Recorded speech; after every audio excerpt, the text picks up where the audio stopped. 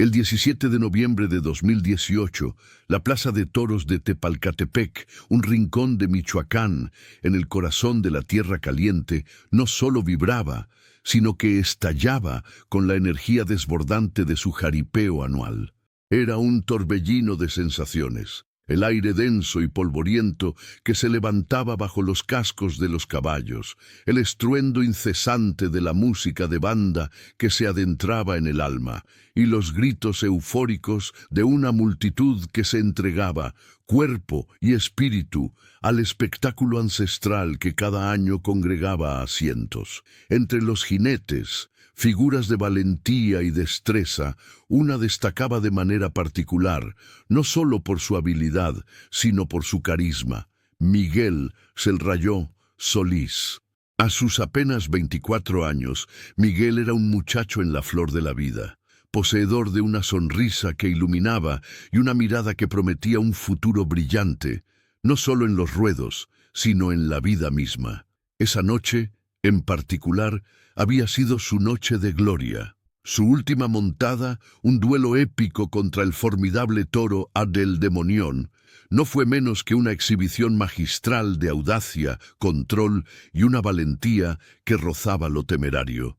Cada movimiento de Miguel sobre el lomo indomable de la bestia, cada giro, cada resistencia, había sido un ballet de fuerza y coraje que mantuvo a la audiencia al borde de sus asientos. Tras culminar su hazaña y recibir una ovación ensordecedora que se extendió como un eco por toda la plaza, Miguel se despidió de sus compañeros de ruedo y de sus amigos más cercanos con una frase que, en el presente, resuena con una premonición escalofriante, casi profética: «Después de la última montada, volvemos». Eran palabras ligeras, pronunciadas con la seguridad de la juventud y el júbilo del triunfo. Una promesa simple de reencuentro. Les dijo que los vería más tarde, bajo el resplandor de las luces festivas que adornaban la verbena del pueblo, donde la fiesta continuaría hasta el amanecer. Con el mismo paso ligero con el que había dominado a Sheldemonió, Miguel se dirigió hacia los corrales, un lugar que, para la historia de su desaparición, se convertiría en un umbral fatídico. Allí fue visto por última vez, intercambiando algunas palabras, risas quizás, con los caporales y otros jinetes, antes de esfumarse en la inmensidad de la noche. Se marchó llevando consigo solo su sombrero de jinete, un símbolo de su identidad, su orgullo por la victoria recién obtenida y esa promesa de un regreso que nunca se concretaría. Lo que nadie podía sospechar en aquel instante de celebración y algarabía era que esa despedida, tan casual y cotidiana, sería para muchos de los presentes la última imagen que tendrían de Miguel Solís. Ni Keshis, el Rayón, ni el más mínimo rastro de su existencia volverían a materializarse en las calles de Tepalcatepec. Su desaparición misteriosa se incrustaría en el alma del valle como un eco persistente, una melodía disonante en la sinfonía de la vida cotidiana, una ausencia que dejaría una marca imborrable en el corazón de Michoacán, transformando una noche de júbilo en el inicio de una pesadilla. La noche del jaripeo se alargó, fiel a la costumbre michoacana, con la música de la banda resonando hasta bien entrada la madrugada y las celebraciones tejiendo una red de alegría y camaradería por todo el pueblo. Sin embargo, a medida que las horas se deslizaban, lentas y traicioneras, una sombra de inquietud comenzó a proyectarse sobre la festividad. La ausencia de Miguel, que al principio era apenas una nota discordante, empezó a sentirse con una intensidad creciente.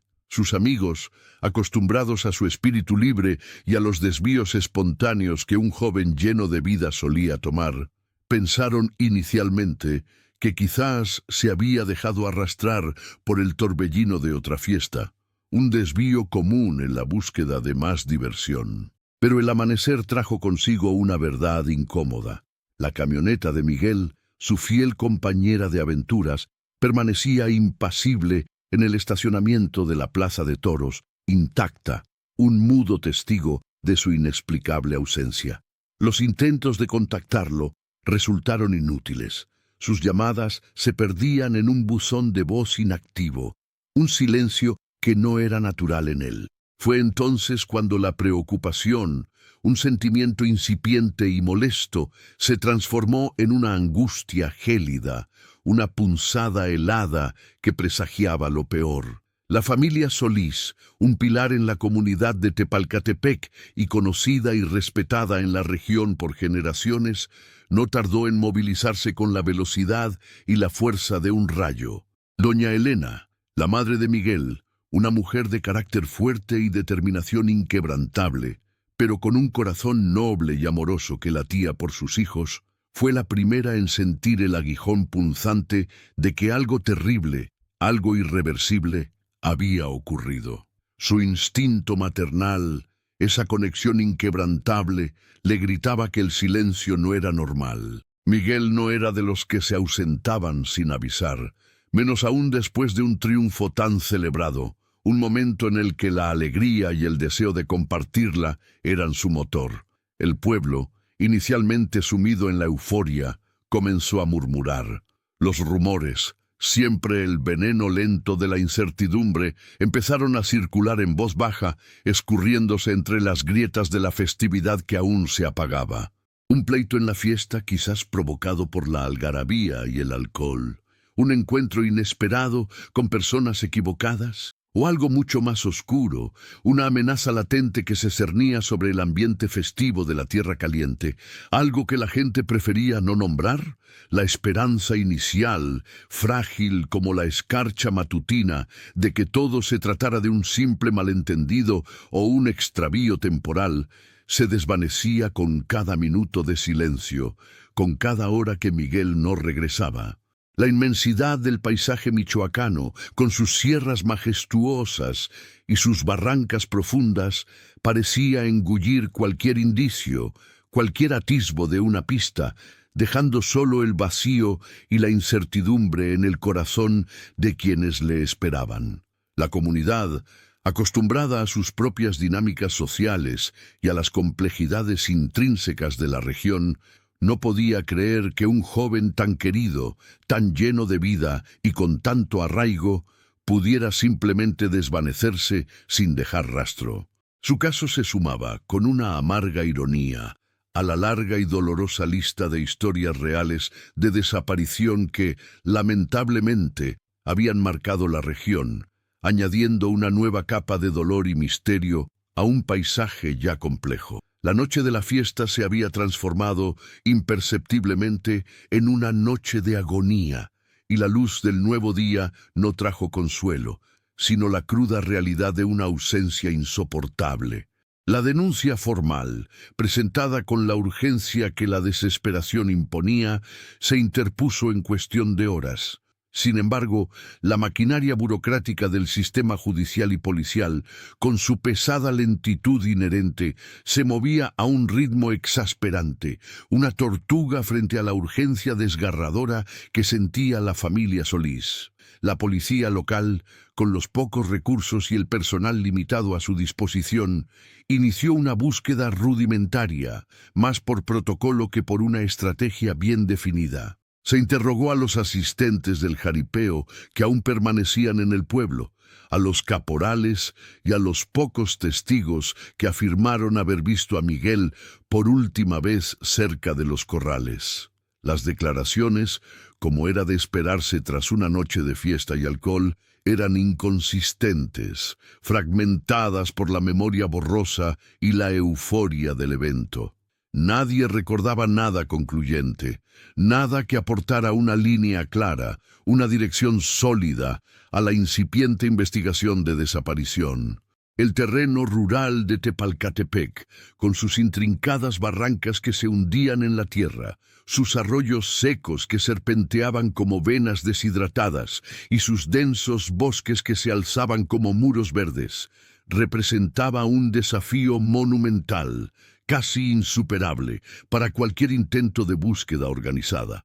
Era una vastedad que ocultaba más de lo que revelaba. Los días se transformaron en semanas interminables y las batidas organizadas por la propia familia, con la ayuda incondicional de vecinos solidarios y amigos leales, solo encontraron la desolación y el silencio de la sierra. Se rastrearon caminos vecinales que se perdían entre la maleza, se revisaron ranchos abandonados que eran solo esqueletos de lo que alguna vez fueron hogares, y se exploraron cañadas que antes eran solo parte del paisaje cotidiano, ahora convertidas en escenarios de una búsqueda desesperada, cada rincón revisado con la esperanza de un indicio.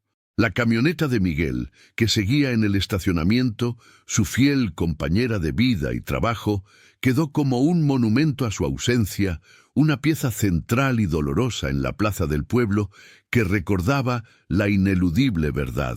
Miguel no estaba. Los peritos forenses que finalmente llegaron, semanas después de la desaparición inicial, cuando el rastro ya se había enfriado y las posibilidades se reducían, apenas encontraron indicios que pudieran esclarecer lo ocurrido. No había señales de forcejeo en su vehículo, ni rastros de sangre, ni evidencia de lucha en el área de los corrales, ni siquiera una huella dactilar que no fuera esperable. Era como si Miguel Solís hubiera cruzado un umbral invisible hacia la nada, un portal misterioso que lo borró sin dejar huella física, dejando tras de sí solo el eco de una frase casual, una promesa incumplida, y la pesadilla de una desaparición sin explicación que carcomía el alma de su familia día tras día.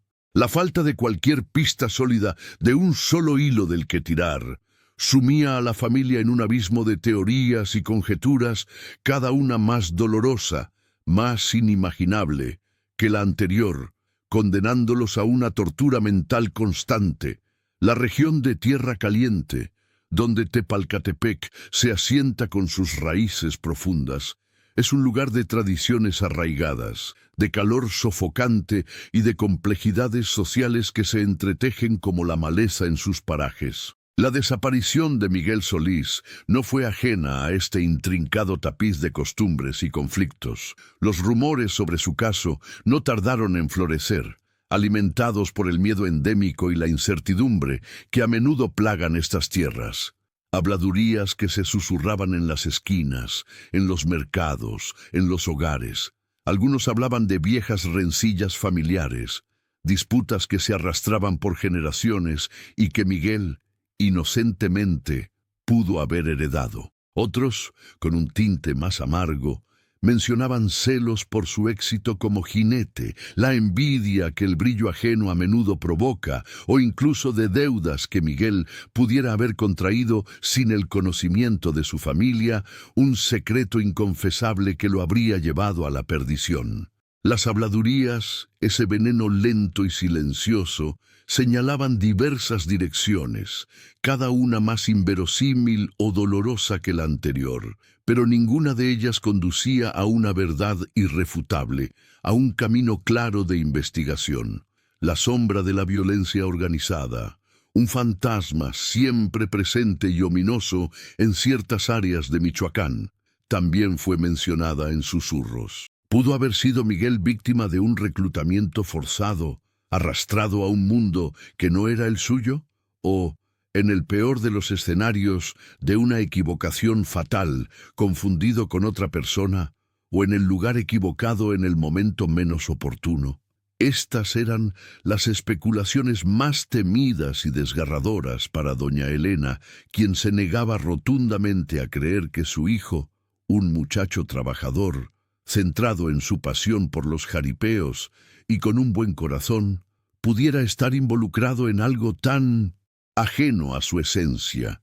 La comunidad misma se dividió entre quienes se aferraban a la posibilidad, por remota que pareciera, de un escape voluntario, aunque ilógico, dadas las circunstancias y su apego a la familia, y quienes temían lo peor, basándose en la trágica experiencia de otras historias faltantes que salpicaban la memoria colectiva. La metáfora de Shis la herradura señala el corral equivocado. Empezó a gestarse en la mente de algunos investigadores informales, de aquellos que con su intuición intentaban descifrar el misterio. ¿Estaban buscando en la dirección equivocada, ignorando alguna señal crucial? ¿Se estaba interpretando erróneamente la ausencia de pistas, tomándola como falta de información en lugar de una pista en sí misma? La presión sobre las autoridades crecía, no solo por parte de la familia, sino de la opinión pública. Pero la vasta extensión del territorio, junto con la reticencia de algunos habitantes a hablar abiertamente por miedo o desconfianza, dificultaban enormemente el avance. El caso de Miguel se sumergía dolorosamente en la pila de muchos otros casos no resueltos que se acumulaban en los archivos, sin luz ni esperanza. La madre de Miguel, sin embargo, con una fe inquebrantable y una tenacidad que desafiaba la lógica, nunca perdió la esperanza, convencida de que su hijo estaba en alguna parte esperando ser encontrado, esperando ser rescatado del olvido. Los meses se arrastraron con una lentitud tortuosa, y luego, imperceptiblemente, se convirtieron en años, cada uno añadiendo más peso al vacío. La imagen de Miguel Solís, el vibrante Evkin Rayov del jaripeo, pasó de ser un recuerdo vivo y palpante a un fantasma silencioso que acechaba cada rincón de la casa familiar, un espectro de la alegría perdida. Su habitación permanecía intacta, un santuario de la memoria, sus trofeos empolvados sobre la repisa, sus fotografías sonrientes en el buró, todo esperando un regreso que nunca llegaba, un eco mudo de una vida suspendida. Doña Elena, la matriarca, se transformó en una incansable buscadora de personas desaparecidas, una guerrera de la esperanza. Su dolor la impulsó a viajar a otras ciudades, a unirse a colectivos de familias que compartían la misma agonía, a alzar su voz cada vez que tenía oportunidad, en foros, en marchas, en cada micrófono que se le ponía enfrente, convirtiéndose en un símbolo de la lucha contra el olvido.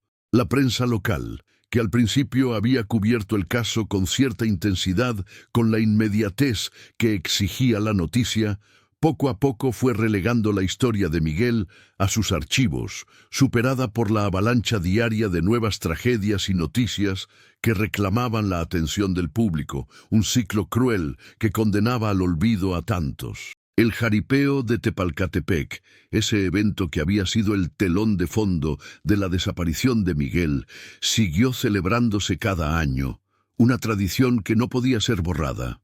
Pero para la familia Solís, la alegría, la euforia y el espíritu festivo del evento habían sido empañados para siempre por la dolorosa e incesante ausencia de Miguel. Cada noviembre, la Plaza de Toros, que alguna vez fue un símbolo de triunfo y celebración, se convertía para ellos en un altar silencioso, un monumento a la memoria de un hijo desaparecido, un lugar donde la música sonaba a requiem y las risas se sentían vacías. La impotencia se arraigaba profundamente en los corazones de sus seres queridos, una sensación de parálisis frente a la injusticia. Mientras tanto, las autoridades, con el tiempo y ante la falta de avances, derivaron la investigación de desaparición a una unidad especializada en personas no localizadas. Si bien esta medida prometía mayor rigor, experiencia y recursos, en la práctica significaba que el caso de Miguel se sumergía aún más en el enorme volumen de expedientes, un número más en un archivo inmenso. La frustración era palpable, casi tangible, la falta de una pista concreta, de un testigo creíble que rompiera el pacto de silencio o de cualquier evidencia física que rompiera el muro impenetrable que rodeaba a Miguel, convertía cada día en una lucha agotadora contra el olvido, contra la resignación. La familia, sin embargo, con una resiliencia asombrosa, mantenía encendida la llama de la esperanza, aferrándose a la posibilidad, por más remota que pareciera después de tanto tiempo, de que algún día una nueva luz pudiera surgir de la oscuridad. 4 años después de aquella fatídica noche de jaripeo y desvanecimiento, en el apacible otoño de 2022, la historia de Miguel Solís, que parecía condenada al limbo de los casos sin resolver, dio un giro inesperado. O, al menos, recibió una pequeña sacudida, un temblor casi imperceptible que, sin embargo, revivió la tenue, casi extinguida, esperanza de su familia. Un grupo de niños, con la inocencia y la curiosidad innata que solo la infancia posee, jugaba despreocupadamente cerca de una barranca aledaña a la plaza de toros. Era una zona que, para la frustración de muchos, se creía haber sido exhaustivamente rastreada años atrás, durante las primeras y desesperadas búsquedas. Entre la tierra suelta y la maleza seca que cubría la ladera, algo inusual captó su atención. Semienterrada, medio oculta por el paso del tiempo y las capas de hojarasca, brillaba una vieja herradura de caballo. Estaba corroída por la humedad y el olvido, pero aún era reconocible, su forma inconfundible. La curiosidad infantil los llevó a desenterrarla con sus pequeñas manos y, orgullosos de su hallazgo, se la mostraron a un anciano del pueblo, un hombre de memoria prodigiosa y conocedor de cada detalle local. El anciano, con una sola mirada, la reconoció de inmediato. La insignia grabada en el metal, casi borrada por la oxidación, era una M estilizada, el sello distintivo de los aperos que Miguel Ches el Rayón Solís usaba para sus montadas más importantes, sus duelos contra los toros más feroces. Esta herradura no era una cualquiera, era una de las que Miguel consideraba su amuleto de la suerte, una pieza con valor sentimental y místico que a veces llevaba consigo como talismán, o que se le había desprendido de uno de sus caballos favoritos, aquel con el que mejor se entendía. La noticia de este hallazgo, tan pequeño y a la vez tan monumental, llegó como un relámpago a doña Elena, quien la identificó sin dudar un instante, su corazón latiendo con una mezcla de esperanza y angustia renovada. La implicación de este descubrimiento era devastadora y reveladora a partes iguales. Si la herradura de Miguel estaba en esa barranca, significaba, sin lugar a dudas, que él había estado allí esa fatídica noche. Pero lo más inquietante, lo que provocó una profunda reevaluación, era que esa área había sido parte de la búsqueda inicial. Aunque superficialmente revisada, había sido desestimada rápidamente por considerarse demasiado cercana a la zona de fiesta, un lugar donde por lógica no se esperarían problemas serios. La herradurán de las primeras hipótesis había efectivamente señalado el corral equivocado. ¿Cómo pudo un objeto tan personal, tan significativo de Miguel, haber permanecido oculto durante tanto tiempo, a la vista y sin ser detectado, en un lugar que supuestamente había sido revisado? Este hallazgo, esta pequeña pieza de metal oxidado, reavivó la investigación de desaparición, obligando a las autoridades a reevaluar las áreas de búsqueda, las teorías iniciales y, sobre todo, la manera en que se había abordado el caso desde el principio. Una herradura perdida se había convertido en una clave maestra. La herradura, ahora una pieza clave en este intrincado rompecabezas de desaparición misteriosa, no solo reavivó la esperanza, sino que sugería que quizás la verdad estaba mucho más cerca de lo que se había pensado durante esos largos 4 años de incertidumbre. Implicaba que la trayectoria de Miguel aquella noche pudo haber sido mucho más corta y trágicamente fatal, desmintiendo las teorías que se inclinaban por un escape voluntario o un secuestro a distancia.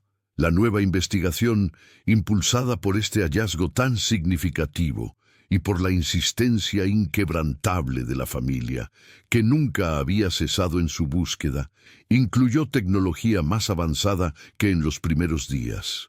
Drones, equipados para mapear el terreno con una precisión milimétrica, perros de búsqueda especializados, entrenados para detectar restos humanos y equipos de georradar que penetraban la tierra para buscar anomalías. Se revisó meticulosamente cada palmo de la barranca, cada metro de tierra, cada arbusto.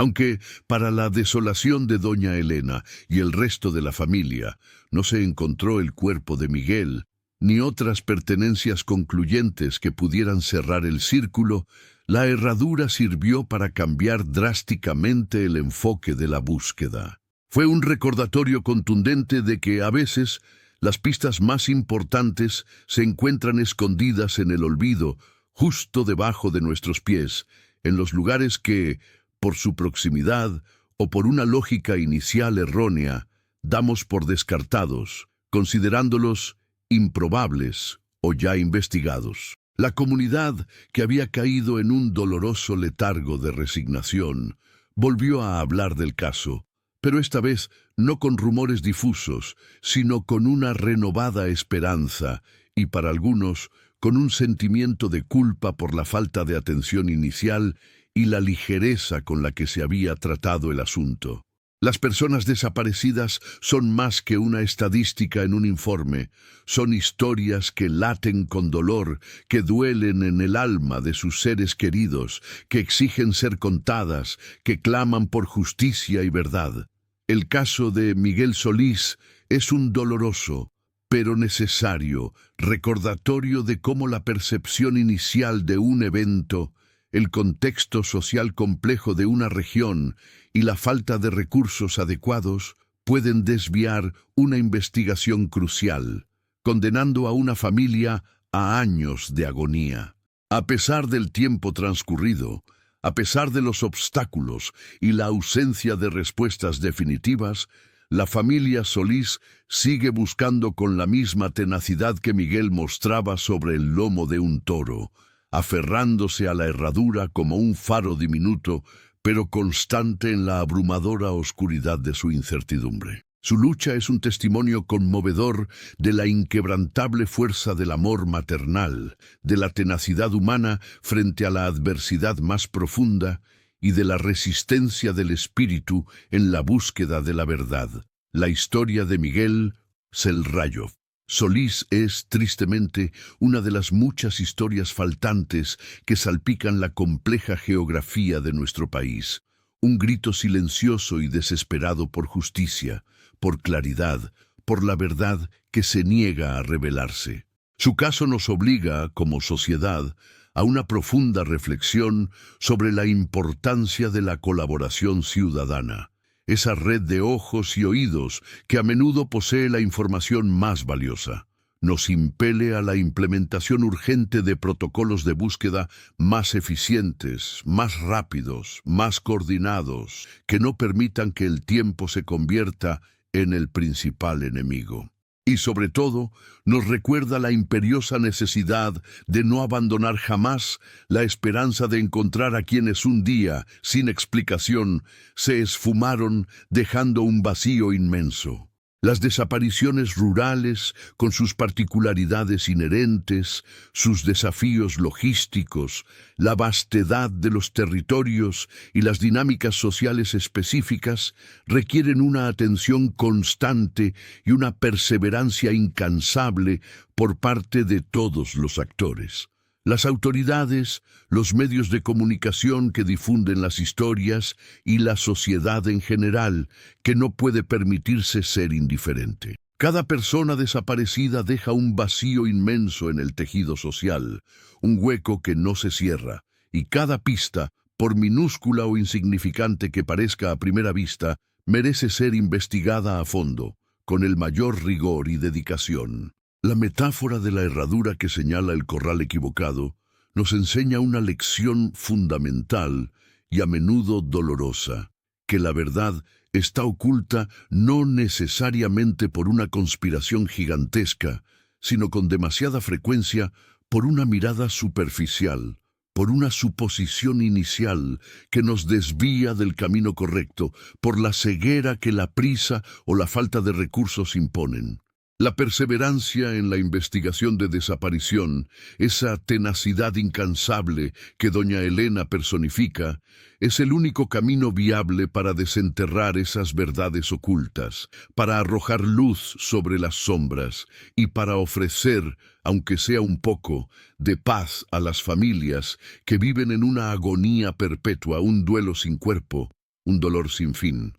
No podemos permitir que estos casos no resueltos, estas vidas suspendidas, se conviertan en meros números en una estadística fría e impersonal. Ahora que has aprendido esto, te invito a mirar el siguiente video, donde profundizo en el papel crucial y cada vez más relevante de la tecnología moderna en la búsqueda de personas desaparecidas, una herramienta de esperanza en un mar de incertidumbre.